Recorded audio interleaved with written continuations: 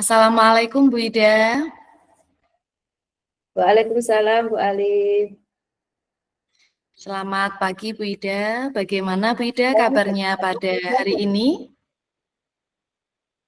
pagi juga Bu. Alhamdulillah hari ini sangat luar biasa sekali. Alhamdulillah. Keluarga bagaimana Bu Ida? Sehat? Alhamdulillah sehat semua Bu Alif berkat doa panjenengan dan doa kita bersama. Alhamdulillah. Alhamdulillah Bu. Baik Bu, mungkin apa yang bisa saya bantu hari ini Bu Ida? Begini Bu, saya itu kan punya permasalahan dan saya itu kan masih bingung mau sharing sama siapa, mau bercerita sama siapa, seperti itu Bu. Lah, saya kan mikirnya Bu, ketika saya nanti bercerita ke Bu Alif, saya yakin nih kalau Bu Alif itu bisa memberikan solusi atas permasalahan yang saya hadapi. Begitu Bu. Baik Bu, semoga saja ya. Kemudian Bu Ida, kira-kira nanti dari percakapan kita ini apa yang mungkin Ibu Ida harapkan? Dari percakapan yang kita lakukan ini, saya berharap bisa menemukan solusi atas apa yang menjadi permasalahan saya tadi. Intinya saya itu kepinginnya anak didik saya itu bisa menjadi anak yang kalau beraktivitas itu bisa tenang, bisa senang juga, dan bisa menjalankan aktivitasnya tanpa gangguan, dan serta bisa mengontrol emosinya, Bu, seperti itu. Oh iya, baik Bu. Jadi tentang mengontrol emosi anak-anak ya Bu. Nah, Iya, dari Bu. yang Ibu ceritakan tadi, coba Ibu lebih ceritakan lagi, lebih lengkap, lebih jelas tentang permasalahan Ibu Ida yang Ibu Ida hadapi saat ini. Baik, Bu, terima kasih atas waktunya dan berkenannya Bu Alif untuk mendengarkan cerita saya. Ceritanya begini, Bu. Saya merasa sangat kesulitan sekali ketika beberapa anak didik saya itu mengalami apa ya, kayak tiba-tiba seperti itu menangis tanpa sebab.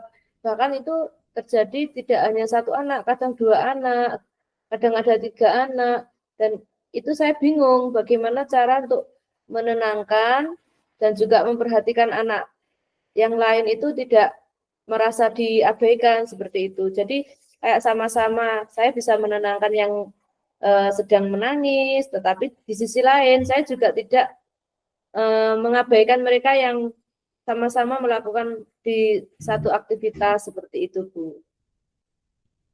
Oh ya, baik Bu. Dari cerita Ibu tadi berarti ada anak yang menangis, yang lain itu harapannya itu juga tidak terganggu Bu ya. Mungkin seperti itu ya Bu ya. Nah, Iya, jika Bu Bu. Ida perhatikan dari anak-anak yang menangis tadi, perilaku anak-anak yang menangis tersebut, kira-kira apa ya Bu yang membuat anak-anak tersebut menjadi menangis seperti itu? Iya, Bu. Saya perhatikan dan saya amati kalau anak-anak itu waktunya menangis itu kalau selesai melakukan aktivitas pagi. Jadi pagi itu sudah melakukan aktivitas fisik, Bu.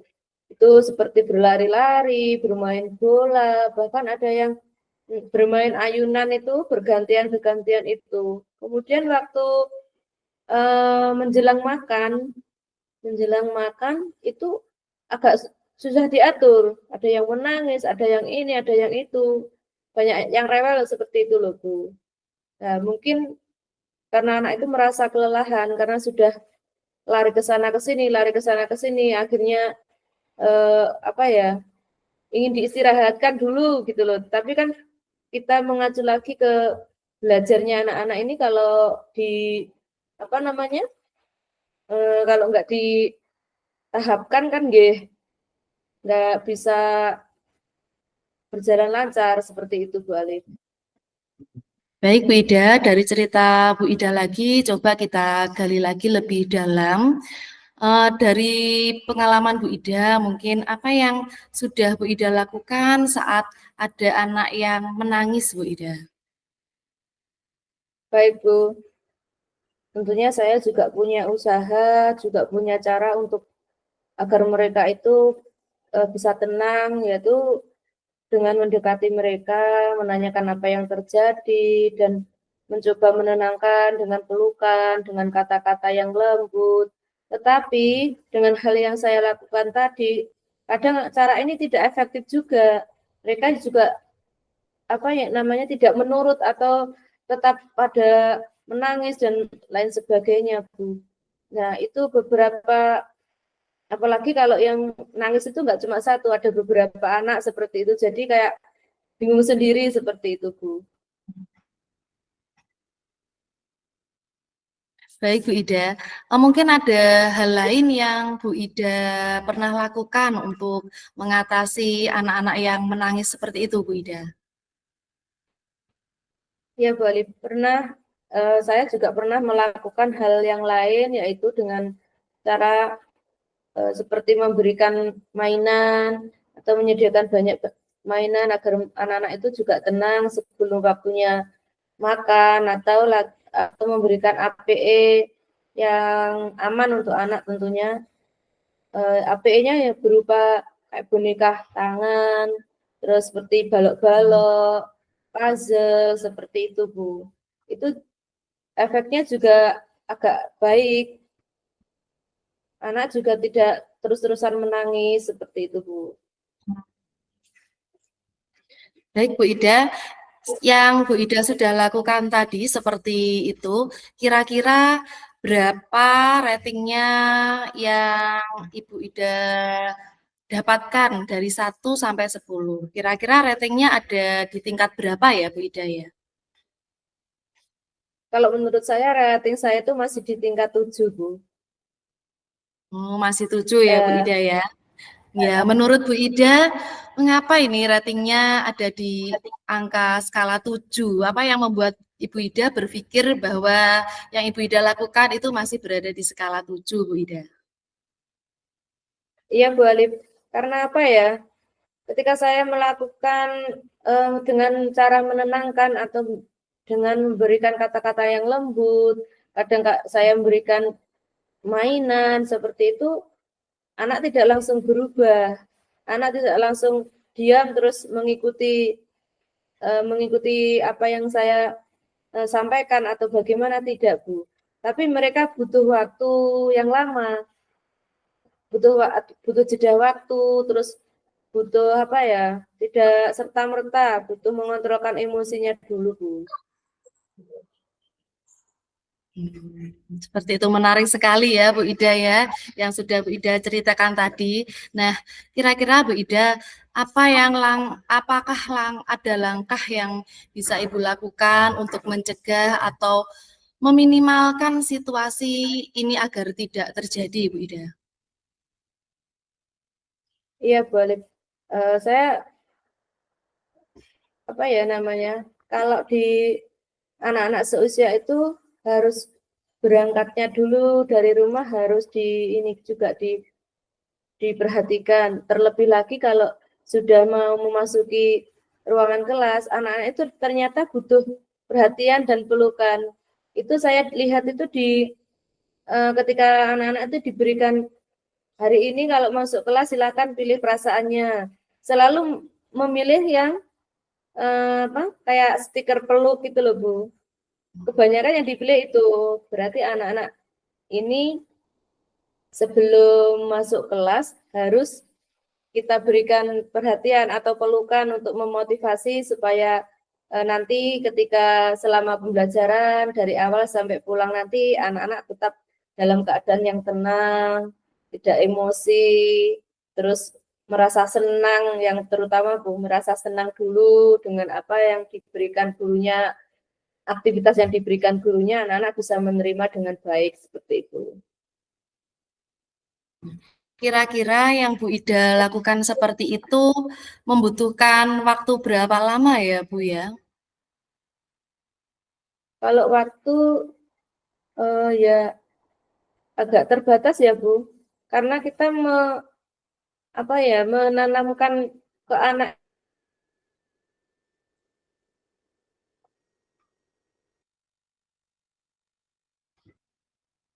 kan satu ditenangkan, yang lain nanti eh, apa ada yang dicolek temannya aja udah menangis seperti itu Bu. Jadi perlu waktu banyak untuk ini. Perlu waktu ya Bu Ida ya. Nah, Ya, kira-kira perlu Bu waktu. Ida, ya, Jadi waktunya juga nggak bisa dibatasi dengan waktu Bu. oh ya, ya Bu Ida ya, kurangnya waktu ya mungkin seperti itu ya Bu Ida.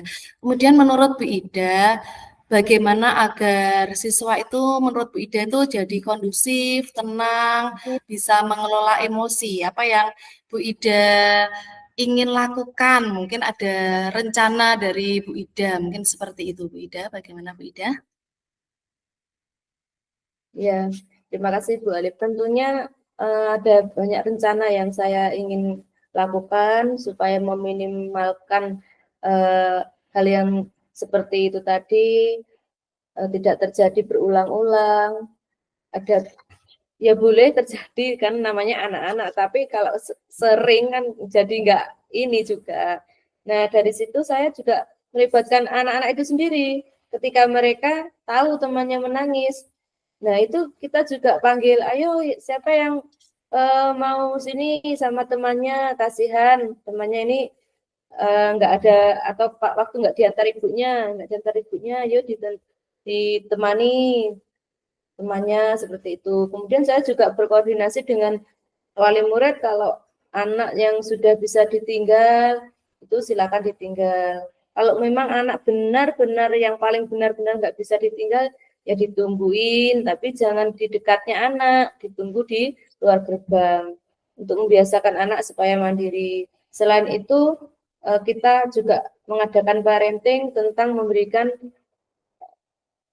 simulasi kepada anak agar anak itu nanti kalau datang ke sekolah, datang sampai pulang itu anak merasa senang, anak merasa diperhatikan, juga anak merasa disayang sama gurunya. Itu Bu Alif. Ya Bu Ida, luar biasa sekali rencana Bu Ida tadi yang Ibu Ida akan lakukan ya Bu Ida ya. Nah sekarang komitmennya dari Bu Ida, mungkin dari rencana yang bagus tadi. Nah komitmen Bu Ida agar rencana tersebut berjalan dengan baik itu bagaimana Bu Ida? Seperti apa? Ya kalau ingin uh, berjalan dengan baik tentunya kita harus selalu komit dengan apa yang kita lakukan. Kalau kita mengadakan parenting, ya parentingnya harus rutin. Kalau kita ingin menyampaikan ke orang tua, juga harus yang konsisten dengan apa yang kita sampaikan. Terus kemudian kalau kita menenangkan anak, jangan anak sudah diam kita tinggal, tidak seperti itu, tapi menemani sampai benar-benar anak itu emosinya terkontrol dan anak itu bisa mengembalikan situasi seperti keadaan yang sebelum menangis sampai akhirnya bisa kembali lagi bersama teman-temannya untuk bermain. Itu Bu. Baik Bu Ida, luar biasa sekali. Semoga rencana Bu Ida dapat terlaksana dengan baik ya Bu Ida ya. Ya Bu, amin. Baik Bu Ida, mungkin itu saja hari ini yang bisa kita lakukan. Nanti saya menunggu hasil dari rencana Bu Ida yang sudah Ibu Ida lakukan ya Bu Ida ya. Ya Bu, sama-sama. Terima kasih kembali.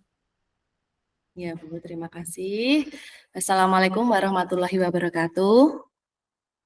Waalaikumsalam warahmatullahi wabarakatuh.